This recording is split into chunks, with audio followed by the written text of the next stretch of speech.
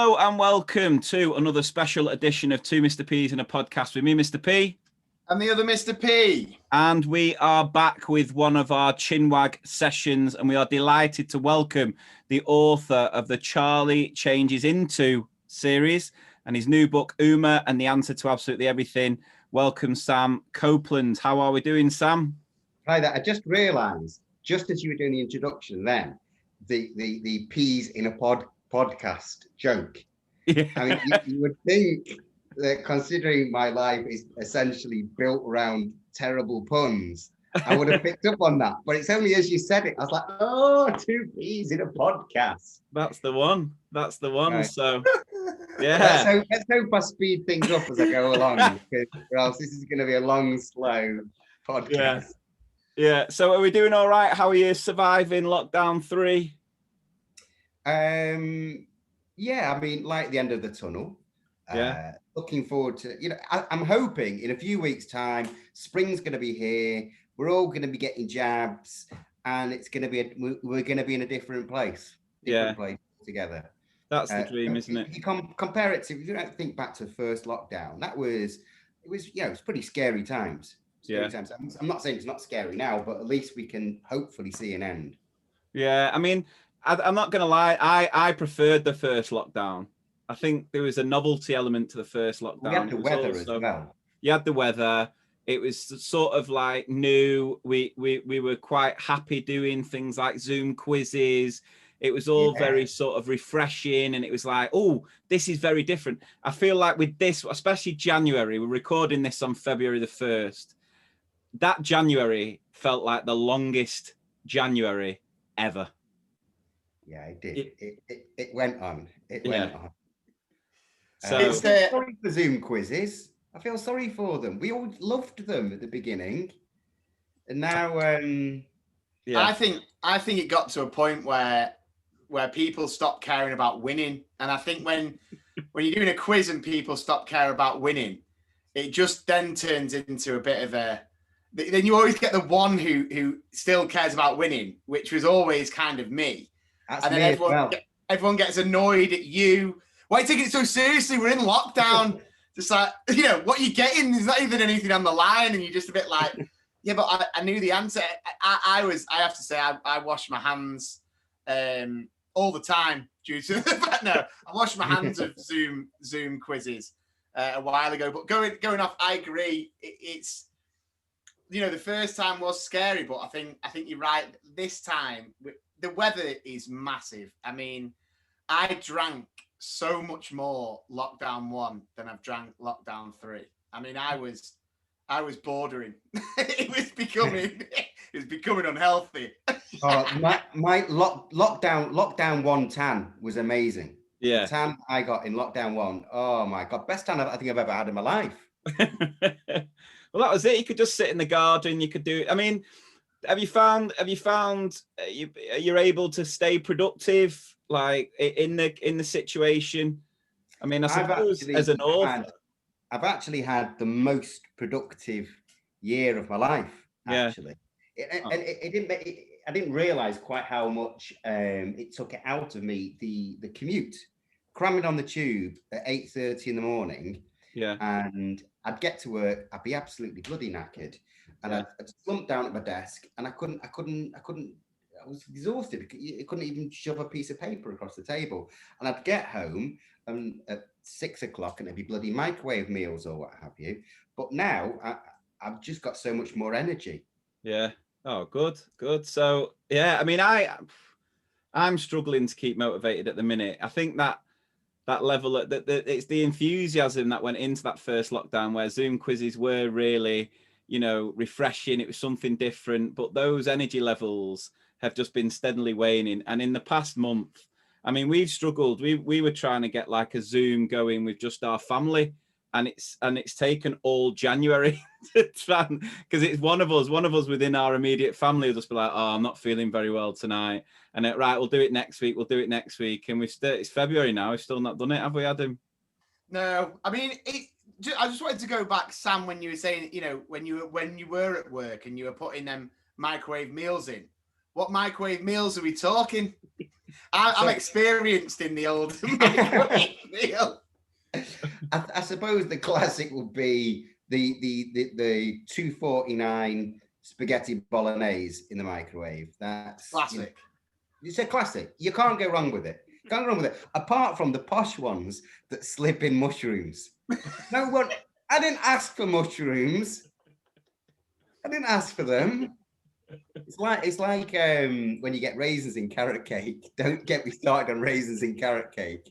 I'm against any sort of fruit in chocolate or cake. Not a vegetable. Any sort of fruit. I agree. Yeah. Just not on. Like, I'm not a fan Apart from chocolate orange. No. Apart from orange. You can't even do chocolate orange. Nah. I just don't think it adds anything to it. Two separate things. Keep them separate. I'll have them when I'll have an orange as one of my 5 a day. I don't want to be touching it when I'm going near chocolate. Chocolate orange counts as one of your 5 a day. If only. And I've only just realised you two have the same surname. I'm so slow. What's the relationship between you two? So we're brothers. Brothers, right? Okay. Yeah. So who's the older one? Oh, come on. Go on, have a guess. I'm not gonna guess. Hang on, I can't. I'm looking at you, Adam. You say something, so it flicks back onto you. 2 Mr. P's in a podcast is a very funny name. You're the younger one. You're the younger one. Yeah, I wanted to make sure that doesn't really get muddled up that much, does it? But I feel like, you see, I've got like a basic webcam. It's like being a child again. I used to get blame it on the webcam, bro. I used to get Lee's hand-me-down clothes. Now I've got his hand-me-down webcam, and he's got himself a nice little HD deal.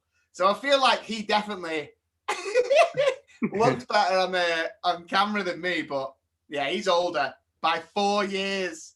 4 years, man. But if you get, I've got an older brother, 4 years older as well. Yeah, we've also got a middle one. So I'm the eldest, Adam's the youngest, and there's another one in the middle, but he doesn't work in education, so we left him out of it. Okay. Yeah. 1 too many P in a pod. Yeah, doesn't really work, does it? 3 P's in a pod. Nah. He's desperate to get on an episode, though, isn't he, Adam? He is, but then when you listen to him talk, yeah. So no, I mean, it's funny, the name. I love that you brought the name up. Not gonna lie, as a very talented author, shocked you didn't get the name. I'm shocked and embarrassed. Now I'm thinking you should cut it out. Cut it out of this podcast. I don't want people to realise that was so dopey. And we were talking on a family holiday, just through funny stories, and it was Lee who said, "Oh, we should do a podcast," and I was a bit like, "Yeah, whatever," because I didn't really know much about podcasts. And then when we were trying to come up with a name, it was kind of like the perfect meeting, because he said, "Oh, what about 2 P's in a pod?" And then I went, "Well, what about 2 Mr. P's in a podcast?" And then it was like fireworks. We had loads of boneless wings. That was my favorite bit. Then the name. Name was a close second. It's all been downhill from there. That was your high point. We certainly peaked. Yeah. So tell us all about your new book, Uma and the Answer to Absolutely Everything. Is it been released yet, or is it? It was released, yes, last week, but yeah, about 8-9 days ago. All right, okay. So you want to tell us a bit about the story? Yeah, it's all about a young girl called Uma who finds an AI, artificial intelligence. It's a bit like Alexa or Siri, except that it can answer any question in the world. It can answer anything. So I could ask it, what colour underpants is Adam Parker? I mean, why I'd want to know this, I don't know. I mean, I can answer. I don't want to know. He's not wearing any. I don't want to know. I don't want to know. But it could answer, what colour underpants is Adam Parkinson wearing? And it no. It would so know. If there was a question you wanted to ask, what question would you want to ask if that was a real thing? For me, the number one question that I want to know, well, firstly, the smart question would be, what 3 questions should I ask that would most benefit me? But that's boring. What I really want to know is, have aliens ever landed on the Earth? That's what I want. That's what I want to know. That's And it my- goes back to, it's the same question. It's literally the same question I would have asked when I was 7 years old. I've not progressed at all Yeah. in my maturity. No, I mean, what would you do you reckon they have? Are you a believer? Yeah. Yeah. Why not? I thought Why you'd not? You frozen might as then. well believe. You might as well believe. Life's Why more not? interesting if you believe. Yeah. What about you, Adam? What question would you ask? I thought you were saying, do I believe? And I was going to say, in my past dating life, there's definitely been a few aliens in there. What would I ask? It's a tough question, that. You know, why did Brian McFadden leave Westlife? I want the real reason. Do you know what? You two, there's a bit of Westlife about you two, actually. I think you could form some sort of boy band. You've just made Adam's year. That's a huge. I am simply flying without wings now. I wonder what I don't know what I'd ask. What's the biggest unanswered questions in the world? Did Prince have 2 ribs removed? You must have heard that rumor. You must have heard that rumor at school, Sam. That it was yeah, of course. Why is this an operation you'd be interested in receiving yourself? Yeah. Oh, so you do know? Of course, I'd know. Can you get it put through for medical reasons or cosmetic? Yeah. I'd have to get all my ribs removed because my gut will be in the way. Yeah. Well, yeah, maybe like which child originally fell off the back of the chair, which made every teacher say, "Don't lean back." And I was talking about this with my kids, and Yeah. they were saying that they didn't believe. They were just like, no one's ever fallen back. It's just one of these things that you tell them, don't fall back. And actually, my wife did. That actually happened to her. Oh yeah. And I tell you something else. I have slipped over on a banana skin. Have you? I've literally slipped over on a banana skin, and until it's happened to you, you can't believe how slippy they are. Oh Yeah. my God, so slippy, so slippy. Did you do like an actual like really like whoa, or did you do one of them like whoa? You're actually in a cartoon. No, it was more like a wah, wah, wah, like that. It was a bit like that. So what questions does what's the big question Uma asks in the book then? I think the big question that she asks, which there is no answer to, is when will she be happy again? Right. Because there was a tragedy in her life. Her mother passed away, and because of that, her father sort of locked himself inside himself, and just stopped speaking. It was just grief. So when you start the story, it's this very dysfunctional unit. It's her and her father, and the father doesn't speak, and they're both grieving, and that she's a deeply unhappy child. And although you don't really pick up on that, and she asks Athena, that's the name of the AI, when will I be happy again? Right. And what? Because I think the point of this is the book is there are many questions that can be answered if you have an AI that can answer anything, but there are actually some questions which can't be answered. Yeah. And where did the inspiration around that sort of story come from? What inspired you to? Well, the inspiration for the AI side of things was we bought an Alexa, and my son kept asking it questions. Yeah. And whether he was asking it ridiculous questions, which I knew it could never answer, and that's when the sort of light bulb came on. And I started thinking, well, what happens if you could have an AI that could know everything?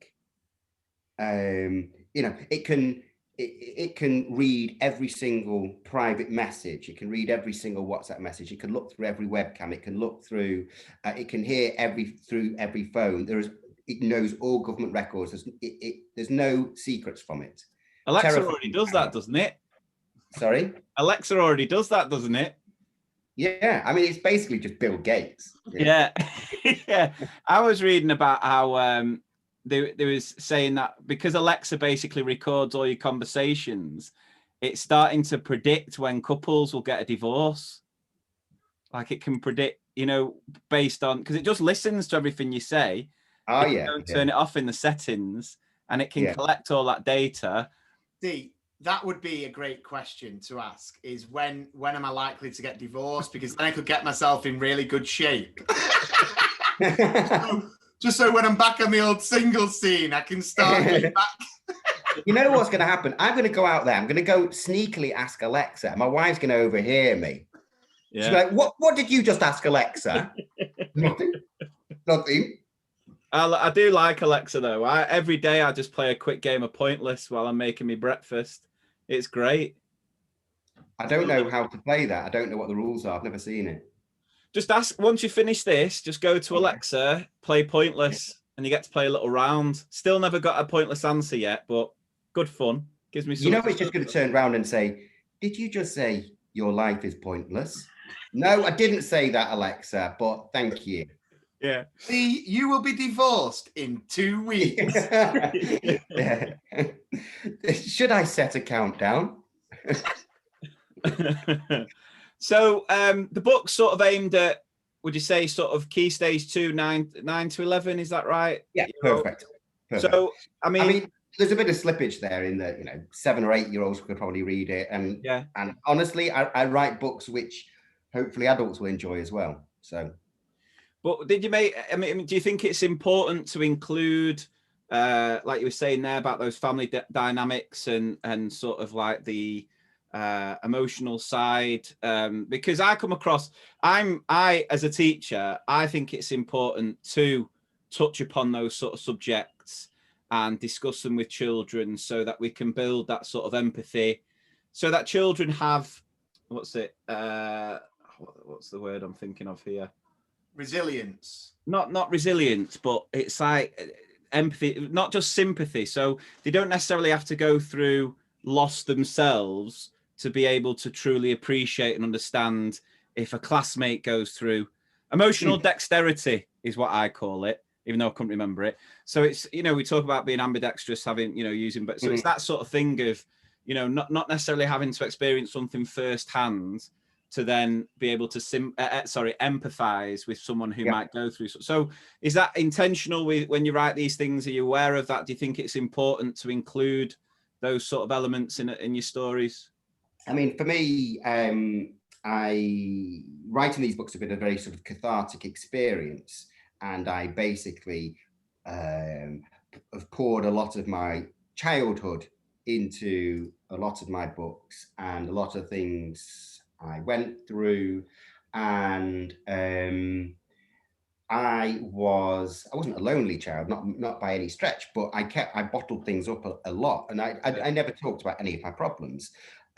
So I did feel rather alone. I remember one of the curious things about having real problems when you're a kid is they're really embarrassing. It's embarrassing to have big, huge problems when you're a kid. And you look at other kids, you're like, oh God, everything's fine in their house. Yeah. Whereas my house is just it's just got a lot of problems.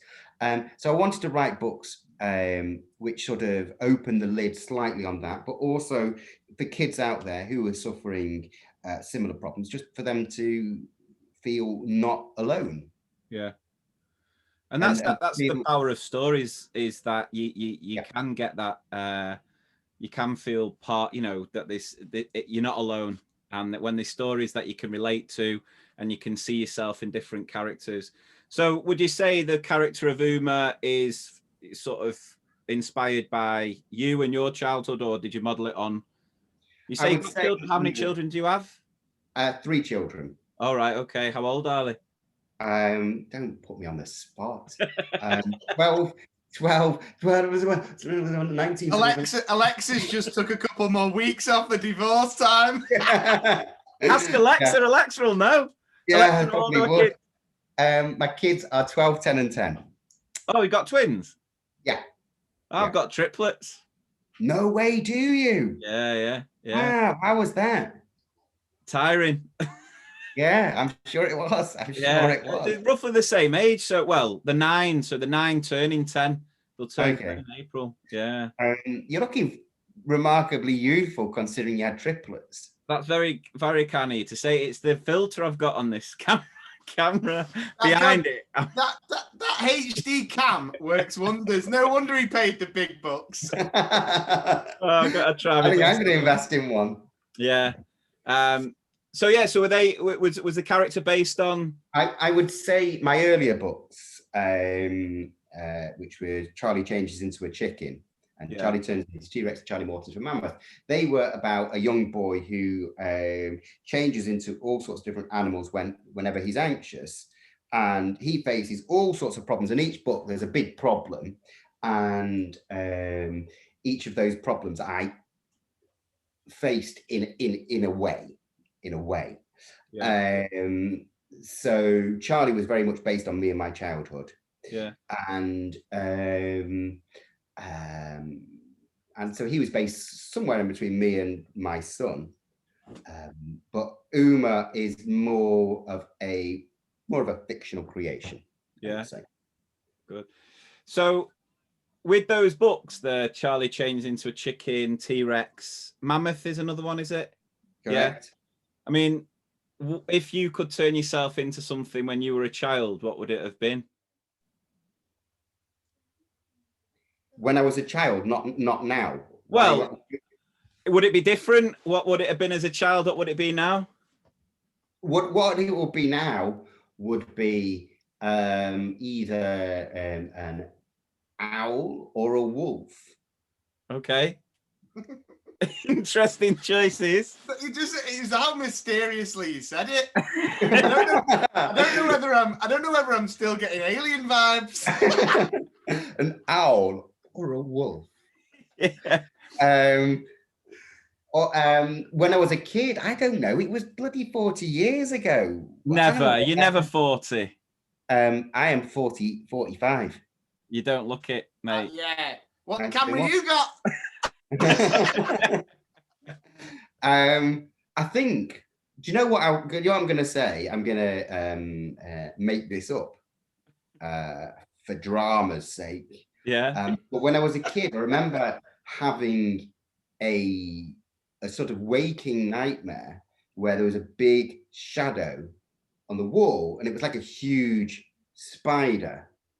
And actually, the first animal Charlie changes into in the first book is a spider. So I'm just going to say a spider. Yeah. What about you, Adam? What would you turn into? Well, first, before I'll give Adam some thinking time. So why now would it be an owl or a wolf? Because I've always wanted to do poos like pellets. And because wolves are cool. Wolves are cool. Wolves are cool. What about you, Adam? What would you turn yourself into? It's strictly an animal, yeah. What do you mean? What do you mean strictly an animal? What you want to turn into something else? So I was kind of bordering on like Jennifer Aniston's best mate. So you know, Jennifer Aniston's pillow. We can share their moments together. But if you're going to say animal, maybe Jennifer Aniston's dog. It's a weird sort of 90s fixation you've got. Have you not moved on from Jennifer Aniston? Do you know what? I'm not going to lie. I still love Jennifer Aniston. But no, the funny thing is, when I was a kid, I used to have this like thing where, you know, I loved like dolphins and killer whales. And I always thought I'd love to be a killer whale in SeaWorld. but then now I'd be like, God, I'd hate to be a whale in SeaWorld. But yeah, I think maybe like a dolphin, because dolphins are well clever as well, aren't they? So it'd be nice to be quite clever. More intelligent than you are now. That's it, yeah. Oh, good What stuff. animal would you change into? Oh, I might be a killer whale, actually. Killer whales have always been my favorite animal. So, yeah, maybe a killer whale. Because I think they just... You would eat your brother. Is that correct? What? Well, killer whales eat dolphins, don't they? I don't... There's no way that Jennifer Aniston's dog's going anywhere near the ocean. I'm talking the dolphin, not Jennifer Aniston's dog. I'm joking. I mean, the thing with killer whales, as I've since learned, because we loved when we went to SeaWorld when we were younger, we loved it. It was brilliant. And then obviously we watched the documentaries about how bad it is keeping those animals in captivity. But when you learn more about killer whales, they're so sort of social, and you just be protected all the time. They're just never on their own. They're just always with their little pod. They hunt with the pod. So yeah, maybe that, just because I'd be in another little pod. Other than this one. Say, you know what it sounds like? I want to be a killer whale so I can finally have some friends. I just don't want to be alone anymore. I need a pod. I need a pod around me. It's bringing my what I had when I was a kid coming to light. Brilliant. And what sort of inspired those stories? Was it the similar sort of thing to inspire this one? What those Charlie turns into? Was there anything that particularly inspired those stories? Well, I mean, when I started writing those books, I created the character first, and I created the voice of the narrator, because the voice of the narrator is pretty much the biggest thing in the book. I almost argue. So then it was like, okay, well, I've got this character and I want something to happen, and I knew I wanted to write about anxiety. So then I thought, well, what happened? What would happen to him? And then I thought, well, if he changes it to lots of different animals, then there's all sorts of fun and escapades he could get up to. And the sky was the limit. So you keep going. So I do about 7 different animals in each book. So that's 21 animals. The old maths there. And so which sort of authors were your favorite when you were a child? Was there any particular author that you really loved and that sort of inspired the writing you've gone on to do? Or I mean, one has to say Roald Dahl. Yeah. Anybody who does George's Marvelous Medicine and Charlie and the Chocolate Factory and The Witches and Matilda, it's the king. Yeah, the king. He is up there, isn't he? It's funny because I come across some teachers now who they're not completely anti Roald Dahl, but they really sort of, because I think there was a time where a lot of people, especially in England, were sort of brought up through primary school on a strict diet of Roald Dahl. Oh, yeah. It's like, well, there was less variety in those days. Yeah. If you wanted to read funny, there wasn't a huge choice. No. And I think it is important. I think that we're starting to see that now, because I think there is a tendency with some teachers, because that's what they were brought up on, a strict diet of Roald Dahl, to then, because there was one school I came across where it was like one class, they read the BFG in year 3 or something like that, and then Twits in year 4, and then they read the BFG again in year 5, because it was a teacher's favorite book in year 5, and it was I do think it's important to get a bit of a variety. So getting that sort of a bit of a mix is, I think, really, really important. And I think you're right in that nowadays you've got so much more scope, and there's so many different sort of books that you can. I mean, is there any other author particularly now that you're a fan of? No, they're all a bit rubbish, really. I mean, compared to me, I mean, come on. No, it was literally a joke. You're not allowed to sort of cut that into a sound bite. Yeah. No, you're right. You're right, though. Why not? Big yourself up. No, I think with being an author, you go through days where you do think, you know what, I am really good. And then you go through days where you're like, oh, I am just a worm. I am useless. I am just terrible. So have you ever been swinging? Have you ever been tempted? Alexa, am I a really good writer? Sorry, I don't know the answer to that question. I mean, who do I rate now? Loads of authors, really. I think, I mean, my favourite writer at the moment is probably an author called Jenny Pearson, who is, she's just had a debut out, but I've been lucky enough to read further books, and her debut is absolutely brilliant. She was shortlisted for the Costa, and each What's that book called?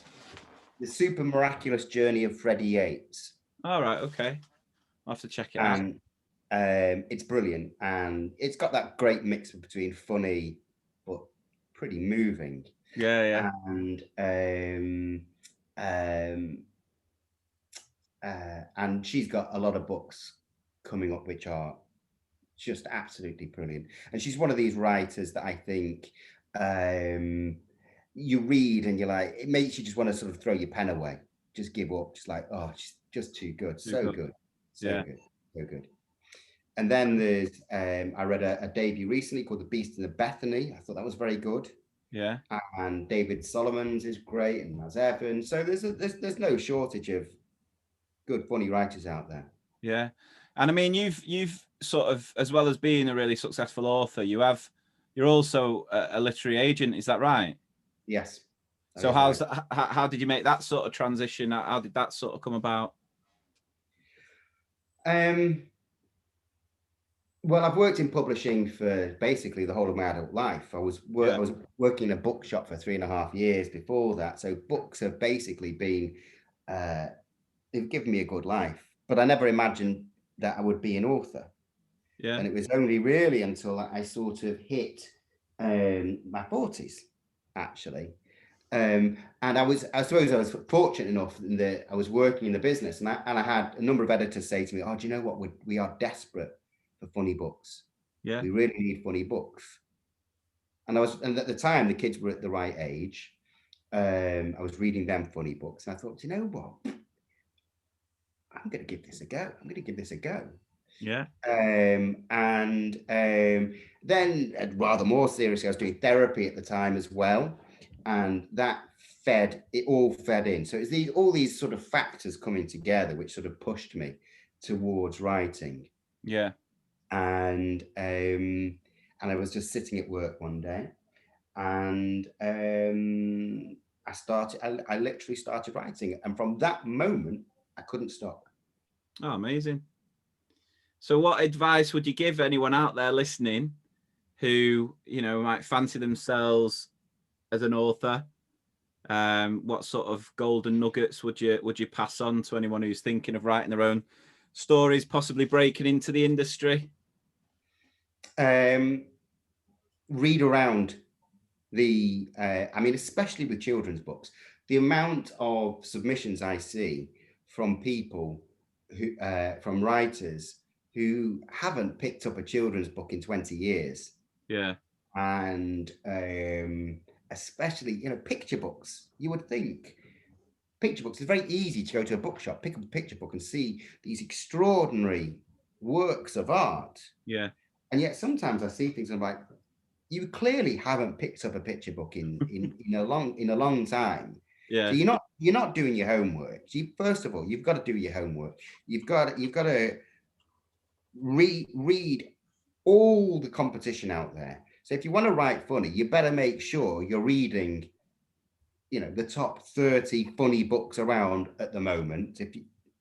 And then start. I mean, are we talking specific? If you're talking specifically writing for children, I would say don't write down to children. Don't think, do you know what? I'm going to stick a fart gag in simply because I think children find farts funny. I mean, okay, they might. You just need to make sure that fart joke is actually funny and makes you laugh. Yeah. Because when I write, if it doesn't make me laugh, it's not going in. I'm not going to write something and go, I would never write something and go, a child would find that funny. Yeah. You're writing it down to them, and you're not treating them with respect. Yeah.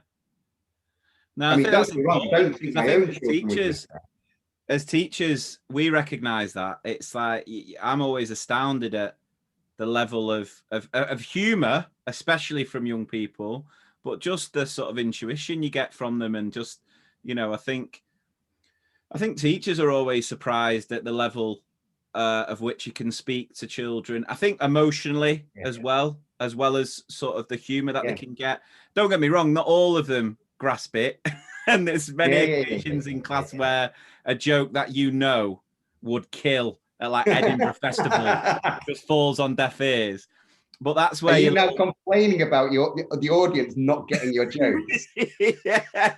Tough crowd. Yeah, while I'm in the corner going, and they're all absolutely loving it. No, but I think you are right. I think it's that's an important lesson to learn. Yeah. Anything else, or edit the crap out of things? Absolutely. Yeah. By the time my book has come onto the market, it's been edited about 7 or 8 times. Yeah. And I still pick up my books now and think, oh geez, I'd love to have another go at that. Yeah. That's not a great sentence. So you absolutely need to polish every single word until it shines.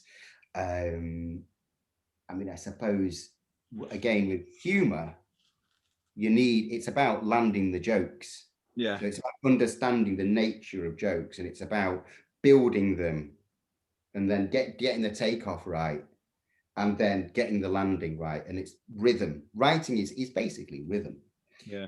So you need to understand the rhythm of the language. Yeah. And I mean, are you doing much of the home learning with your children at the minute? I mean, home learning occurs in this house. It depends. Sometimes, like my eldest daughter came up to me not more than an hour ago and said, Dad, how did Oliver Cromwell make the new model army strong? And obviously I'm not going to say to her, I haven't got a bloody clue. You know what? It's all about you finding out. It's the point of learning is about learning how to learn. Yeah. So never say I don't know to your children. Never say that. That's a defeat. It's the same in school, though, isn't it? I mean, I've said this on our podcast before. I don't ever promote myself as a man with much knowledge, but unless it's 90s Bruce Willis films, then I've got it covered. But unfortunately, 10-year-olds aren't that interested in Mercury Rising and the Jackal. But a child will say, "Sir, how do you spell this?" And I'll just simply go, "Well, what use would it be me telling you? You wouldn't remember it. Get a dictionary." Whilst I'm just there, like on the laptop, just like, how do you spell? Yeah. I get tripped up all the time. Yeah. No, the reason I ask is I'd be interested to know your take on, sort of the way that we teach English, especially at primary, if you've seen any of the stuff.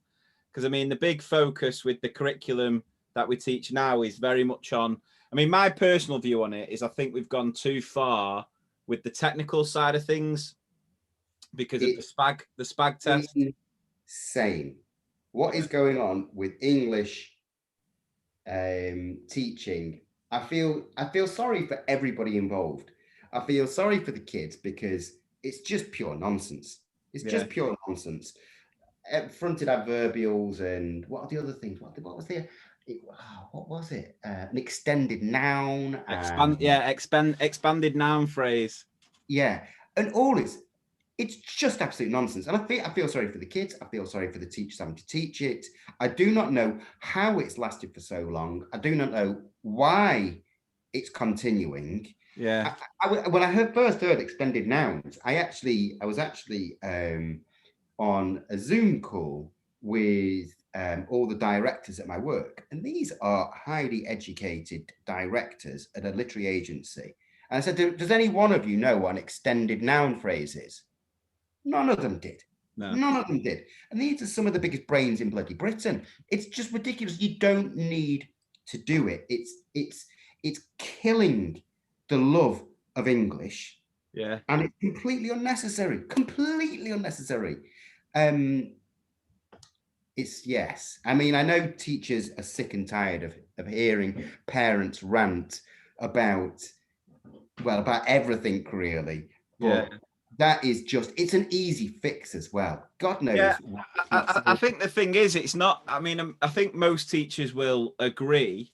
And I completely agree with what you're saying there, because I mean, my thing is, and I think the problem that we've got with the way that we teach English, especially sort of SPAG, because I always think we're not, that's what the curriculum is focused on. It's teaching the English language as it was in, 1795, it seems. Whereas for me, we should be teaching more literacy, which I feel is something that evolves and changes. And, technology's always been at the forefront of that. And, but ultimately what it comes down to is the test. So at the end of year 6, the kids have to pass this SPAG test, where it is very much knowing what that's called, what's that an example of. And I don't think that makes you a better writer. And I think what it forces schools to do, and it forces teachers to do against their will, is sort of teach it with this very bottom-up approach, which is, what's that an example of? This is how it's put into a sentence. There's a worksheet, off you go. Whereas I feel the best way of teaching it is to do it top down. So you're constantly reading, you're sharing texts, and you can still do the identifying. You can still say, oh, what's that an example of, and tick that box. But you can focus much more on the why behind it. And I think that's what we're missing is, I have no problem with children knowing what a fronted adverbial is, but 9 times out of 10, they're not being taught how to use it for effect in the writing, which is ultimately what's the whole point. It's like having an arsenal of tools that you can use to engage a reader in your writing. And it's finding that balance. And I think for me, the biggest downside of it is there's so much focus on the technical side.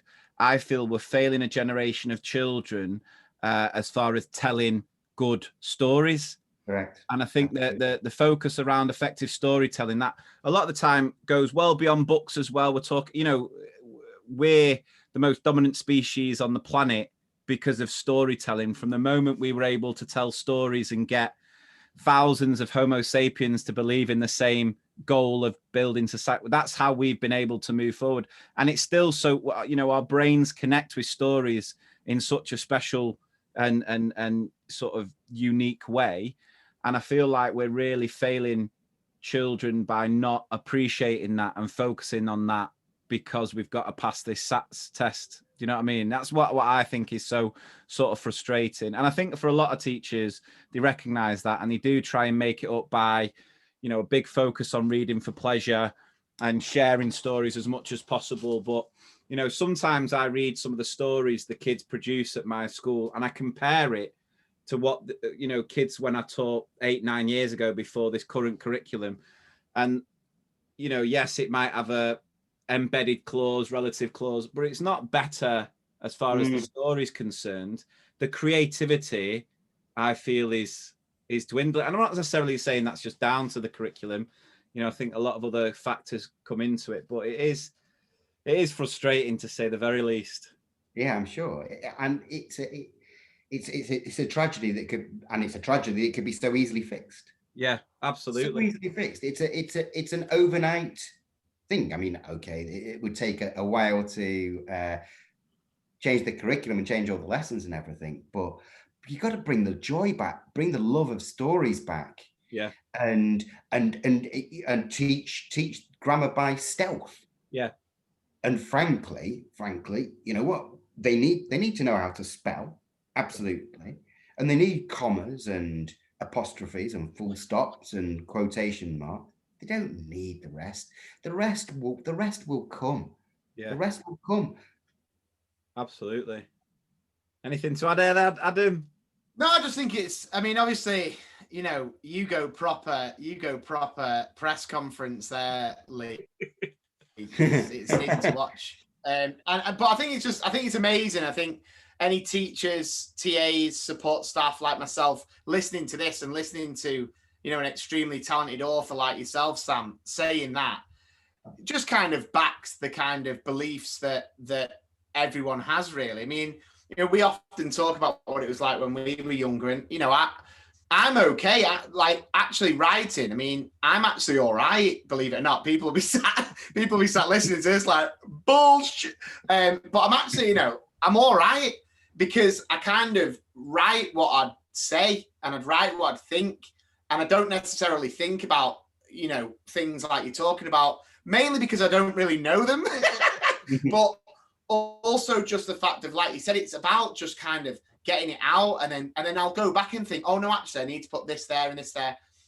And I do think, you know, hearing yourself, Sam, saying that, and obviously backed up by Lee there, I think a lot of people take a lot out of that. It's true. I think it's just, you know, there was a quote recently, like, you're only young once, you want the best experience, you want the most, you know, I remember when stories used to get read out, you know, amazing stories about the most random stuff in the world used to get read out in assemblies and sent to kind of be put in a book of everyone's local stories, and you know, things like that. Yeah. I don't know, you know, probably still does happen, but it's not as fun. I mean, I knew a kid who wrote a story once about a dog, and it was the worst thing I've ever read in my life, but I was hooked, and I'd have bought it.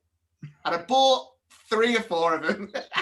But you know, now it would be like, quickly, the dog, you know, and all this. No. You've lost it, Johnny. You've lost it. But yeah, that's. I don't think it came across as prim and proper as Lee's.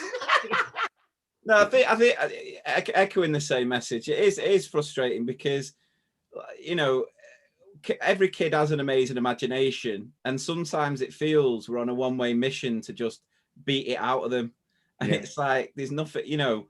And I think those, with a lot of people, be same with yourself, if you can keep that level of imagination, that creativity, that's what gets you the deal publishing wise, doesn't it? It's the stories first, the editing comes after that. You're never going to get a book deal through good grammar. Yeah. I mean, don't get me wrong, you're never going to get a book deal if you don't know your way around grammar. But that good grammar does. Literary agents are not looking for fronted adverbials. We're really not. Just effective stories, amazing stories. That's what it's about. So on our podcast, obviously we talk a lot about life in the classroom, and you obviously write for children, focusing on children. But what were you like at school? What was a young Sam Copeland like at school? Were you well, because me and Adam were very different. So I was more, the teacher's pet. I was in a way. I was Adam. The opposite end of the scale. I actually emailed a teacher not so long ago. Yeah. And because I knew he was retiring, and I emailed him to apologize for what a maggot I was. In what way were you just? I was just incredibly cheeky. I still am. Yeah. Still the same person. But I can get away with it now. Whereas as a kid, you know, you're just a cheeky little gobshite in the. What teacher? What subject was it? Like a primary school teacher? English. No, it was my English teacher. He taught me for years. Yeah. And so I thought it'd be nice for him on retiring to know that one of his students had gone on to, you know, be a literary agent and an author. So and what did he say? You should have hit him with one. No, that's not true. He was very pleased to. He was very pleased to hear. And you should have hit him with one last. You know, like, oh, really sorry. You know, if I did this, and then sent him a copy of your new book with just. No, we actually arranged to go for a drink, actually, and we met for a drink, and I should have sat there and just started humming. Is that you? No, it's not me. Was that your go-to? I actually can't remember whether I ever actually did that. I remember there was a game that used to say a particular swear word. Yeah. And what you would next to your mate, you would whisper it, and they'd have to whisper it slightly louder, and then you'd have to say it slightly louder, and then you'd have to and basically until one of you got told off for shouting a swear word at the top of your voice. Bit like what was that game? Was it Bogies that Dick and Dom used to play? where he'd be in a public space and whoever could say it the loudest. Oh, I didn't realise. Oh, exactly that game. Yeah, but that came Exactly late. that game. That was more recent. Yeah. I thought they actually put bogies on people. No, it was just a game of bogies. So they'd be like in a library, and then they'd have to take it in turns to say bogies as Yeah. and it'd be however loud they got away with it before they got caught or told to leave. Exactly. Yeah. Exactly that game, but with a worse swear word. I don't even know whether I'm allowed to swear. Am I allowed to swear on this podcast? I have no idea. Ideally, no. But I mean, okay. If it happens, it happens. We can bleep it out. But yeah, we. Why? How bad was the word? How bad was the word? Bleepable. No wonder you had to apologise. It was bleepable. Put it that way. Yeah. Yeah. So I was going to take a stab in the dark and say that English was your favourite subject at school. Was that not the case? It was a close run thing between English and history. Right. And what was it about history that you enjoyed? Was it a teacher or the content? I was just useless at all the other subjects, to be honest. I was particularly good at those subjects. He's like, well, I can't do maths, I can't do chemistry, I can't do any of these. So yeah. I was a typical art student. I think they're quite closely linked, though, aren't they? Because with history, it's a topic that you tend to write a lot in, isn't it? You know, you get your essays, you get your. I mean, we had a fantastic history. Do you remember Dopey Dave, Adam? Do I? Yeah. My goodness me, how he was a teacher or is still a teacher is beyond me. I remember he tried to read a history textbook, and the textbook was upside down, and he couldn't understand why. I always remember he was this history teacher where we all had to write an essay. I think it was about the Second World War. It might have been about, I'm sure the essay was something along the lines of how Hitler rose to power. Yeah, classic. Yeah. And 6 reasons why Hitler rose to power. Yeah, I can still remember them. Yeah, my mate wrote an essay where he basically compared Hitler's rise to power. And you got to remember, we're like 14, possibly 15. We're very immature. And he compared it to how Jordan was trying to become an MP for Stretford and Ermston at the time. She was campaigning to be an MP. So he wrote this essay comparing the two, and Dopey Dave gave it like the top marks, and clearly just hadn't read it at all. Yeah. Because there was no comparing Jordan at the time, who wanted to be an MP for Stretford and Ermston, to obviously Adolf Hitler. But yeah, he was. Did he actually want to be an MP? Jordan did, yeah, and it was in our local area. She campaigned, yeah. I mean, she's tried everything, hasn't she? She didn't get voted in, but yeah, it was one of them, because that was the age where the lads at our school would be buying FHM loaded nuts, zoo. Yeah. So she was always in one of them. So yeah.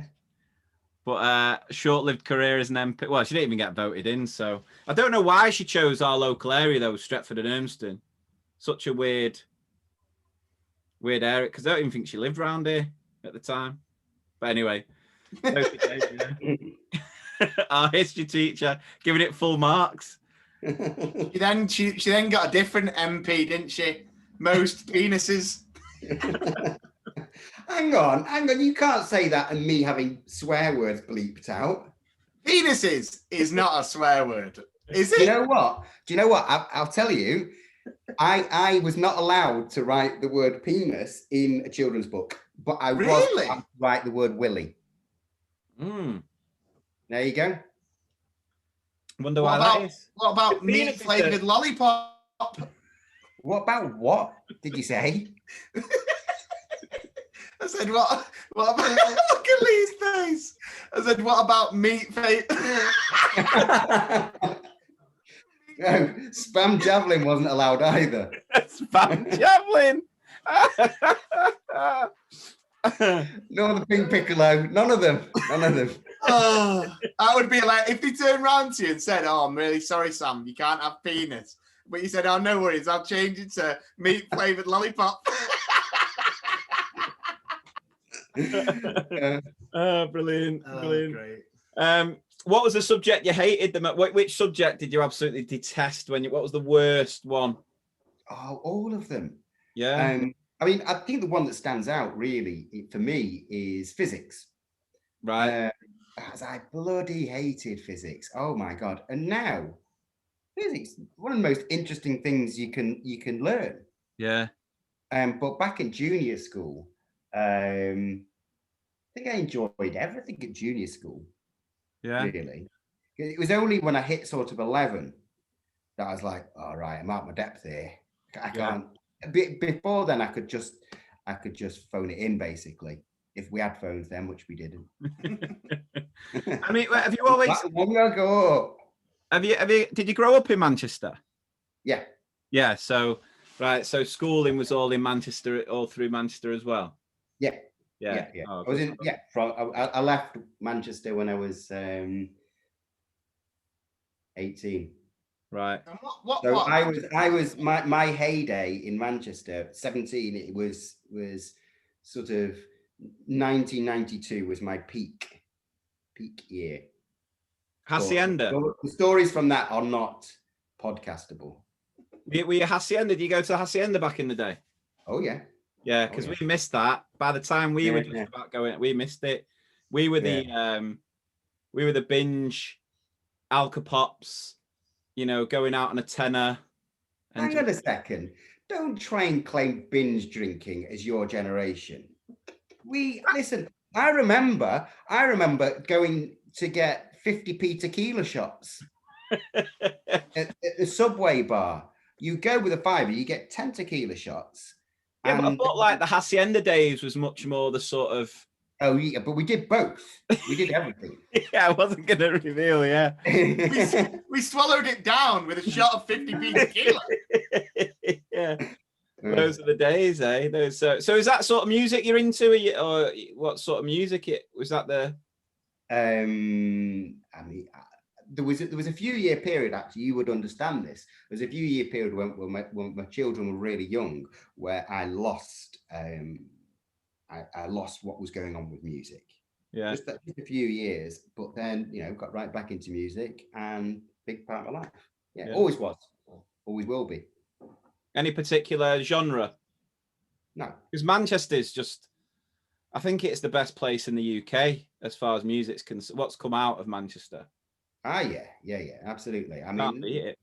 Any city where at the same time as having the Hacienda, you had Stone Roses. Was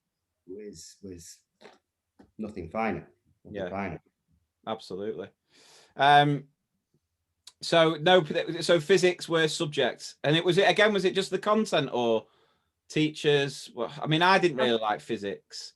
I mean, to be honest, you look back at the subjects you hate, and you think, was it the subject or was it the teachers? Yeah. Because some teachers, they really don't like you, and you really don't like them. Yeah. And that's just how it is. I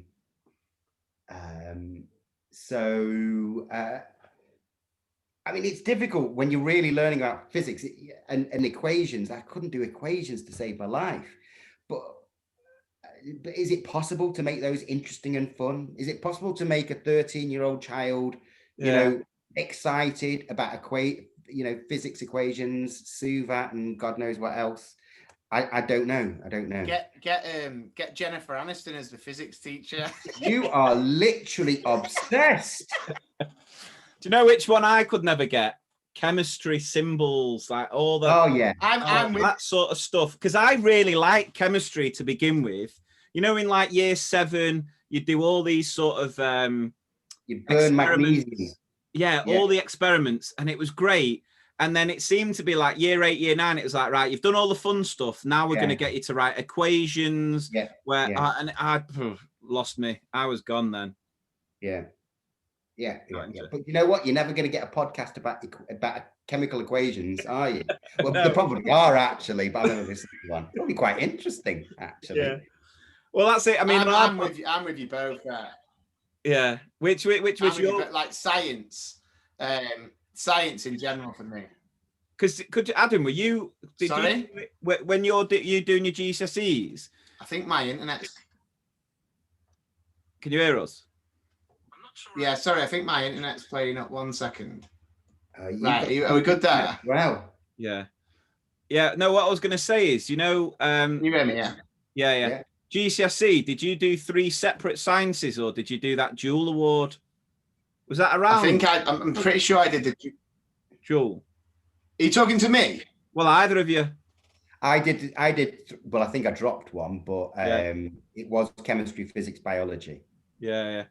Because that was the thing, couldn't you? You could do, back in my day, you could either do them as 3 separate GCSEs or you could do it combined and you'd get 2 GCSEs, but you do all 3, I think. Yeah. I'm pretty sure I did the 2, but if you remember in my time, I was like the only person that they allowed to drop more of the amount of subjects, like, because I was, struggling a little bit. But yeah, science was, I just, like, all of it. I genuinely hated all of it. And if you give me a year 6 science test now, and now I don't want to make myself look bad because I work in a school, but I mainly do PE. But I would fail. I would fail a year 6 science test. There's not a doubt in my mind. I had to teach, like, or I say teach. I had to kind of monitor as the children were doing this kind of knowledge thing on light and sound. And honestly, I was sat there thinking, please don't ask me, please. Wishing you had an Alexa in the classroom. It's another tragedy in the what we're all sat here basically saying we didn't enjoy science for whatever reason, and now I think there's nothing more interesting than science. Yeah, I love it. Now, like, I can't get enough of it now. Like, just learning, reading about the vaccination and how they've discovered that and the way it works and the way it, sort of, when it goes into your body, it sort of creates this. Oh, I can't remember any. As I was reading it, I was like, this is fascinating. This is unbelievable. Like, this is so... Like, I think this vaccination that they've created is easily one of the best scientific discoveries possibly in my lifetime, in the time scale and the way they've been able to do it. I mean, it really frustrates me that, it's being talked down because people on the internet think it's, all that sort of jazz. But I'm hoping in time we'll look back and think of the one thing that will come out is that the way the science community came together to create a vaccine, it's unbelievable. It's I've got so much respect because they do not get anywhere near enough credit.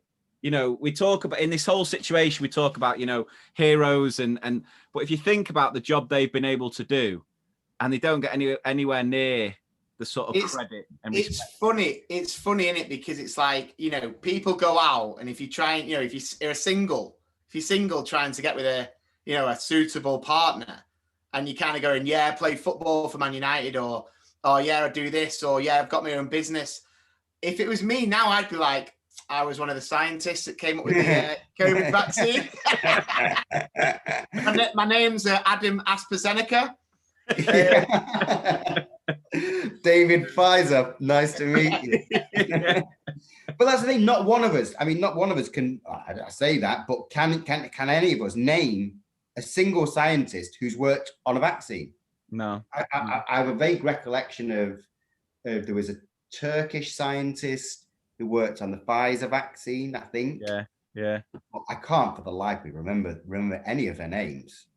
It just they should be up in bloody lights. Absolutely. It's such a sad state of affairs when you've got these Instagram influencers justifying why they're out in Dubai, because and I don't know if you saw that last week. One of them was on This Morning, basically claiming she's a key worker, and her being in Dubai and posting about on Instagram, is cheering a lot of people up, which I think is absolute rubbish. Christ. Yeah, we don't know who the scientists who were, sort of single-handedly sort of solving this crisis we're going through. So at least this podcast is sharing and sort of promoting that and sort of bigging up those scientists who managed to get. So this is the closest I get to being an influencer. This is Yeah. it. But it's right. I mean, we've just talked there about how boring science was at school, and these people have been able to stick with it. Let's go through that. Carry it on to them go on and do amazing things. So absolutely utmost. I mean, we talk on this podcast about, you know, the disgusting things that you find in primary school, and most stories just involve, you know, vomit or sick or teachers being projectile vomited in the face and that sort of thing. I mean, is there any stories that stand out from your school days that you'd say were particularly disgusting or anything along those lines? Disgusting stories. I'll tell you one story.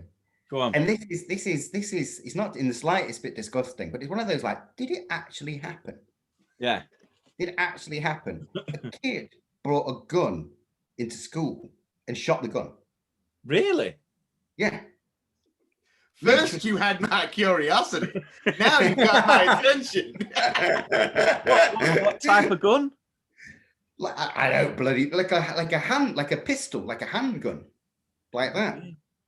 And the only thing I remember is in this classroom, it was like a lunchtime. It was like the loudest noise I ever heard, and we just scattered, absolutely scattered. Yeah, he got away with it. I bet he did. Stay well away. I wonder if anyone listening out in America is just like, and yeah, that's not a story. That's just a normal Wednesday. Yeah, that happened last Tuesday, dog. So for a school in Manchester, that was a pretty big deal. Actually. 0161 money on the map. Yeah, absolutely. Yeah. That's scary stuff. That. And I remember when Manchester one. I remember before the one was put in there. That's how old I am. Was it the kid not even expelled? He never even got caught. No, nothing happened. No. Even though it doesn't necessarily count as a disgusting story, I definitely think someone probably shat themselves. So we can kind of get it together, can't we? Yeah, that can go in the disgusting category. So looking back on your education, was there any particular teacher that stood out that was a huge inspiration, who sort of, you know? I mean, I remember a teacher that I had when I was 7. Yeah. And she was just so lovely. Mrs. Smith. She was so lovely. And she was the one that really got me on this chain of books. Yeah. It was a scheme called Wide Range Reader Scheme. And I was reading these because, almost because I was loving them, but I also wanted to impress her. I think maybe looking back, I probably had a crush on her. Yeah. So anyway, out there.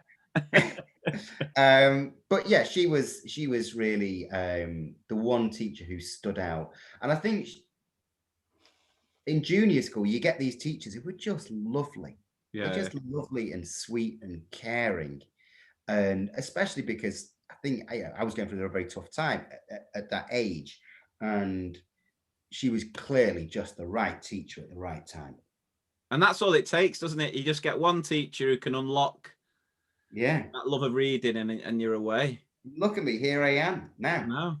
Talking to a pair of Mancunians on a podcast. Big up Mrs. Smith. Yeah.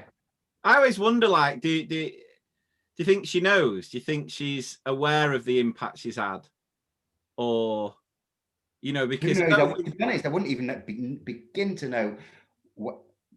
I suppose I could ask the school or something, but then I'd worry that they turn around and say, really sorry, but she's dead or something. Yeah. And that'd be a tragic end. Oh, she died last week. I know. Or the restraining order's still in. Playing. Oh, you were the rather creepy 7-year-old, weren't you? Yeah, that was me. You were the drooler. But no, I mean, I think that's like, looking at our jobs and with Lee being a teacher, me being at HLTA, and the teachers will be listening to this and stuff. I think it's such a great sentiment, that, because it sometimes gets lost, doesn't it? Like, you're doing your job daily, and I love it. I love seeing, or like getting the odd visit from children who you had years before, and you see them doing well, you've seen that they've still got the manners that you were kind of, really getting them into, and I think that just like simply that, and the kind of light bulb moment of when you kind of teach a child something and then you see them kind of use it, simply just catching a ball. I mean, I was showing a kid the other day how to catch a ball. Honestly, he must have been chucked about 20 tennis balls. He caught one of them. And then this week, bit of, keep your eye on the ball and hands together, make that little, all this. And then suddenly he's catching a bit more. I just absolutely buzz off it, me. I actually get goosebumps, like, full on. So, I mean, I think that, if Mrs. Davis is out there, hook Sam up with your number. Let's get this going. Mrs. Smith. Oh, Mrs. Miss Davis was my teacher. You got me thinking about the ones I used to fancy. No, but I mean, it's interesting that you did go with someone from primary school, because I often wonder, because, I've been teaching now. To be fair, the sort of the first class I ever taught are early 20s, turning 21, 22, I think. So probably still not quite there where you see them go on to be successful. So I think my only claim to fame is that there's a child in my first class who's now qualified to be a teacher. Wow. And the mum, that's amazing. Yeah, and the mum said, sort of had an impact on that, which is nice. To be fair though, with the workload issues in education at the minute, I'd have been like, run, stay away. No, yeah. So, I mean, if you could change anything about the education system from your knowledge of it, being a parent, being an author, what is it that you would change? The teachers. No, that's a joke. That's literally a joke. And there's our soundbite.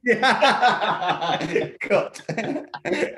Oh my God. You'd ruin my career. Please don't. God. I mean, I honestly, I don't know enough about the school system to dare say what should and shouldn't be changed. I mean, I know I rant about the grammar, which we all rant about, but that is that to me is the starkest, most obvious and easy change. Yeah.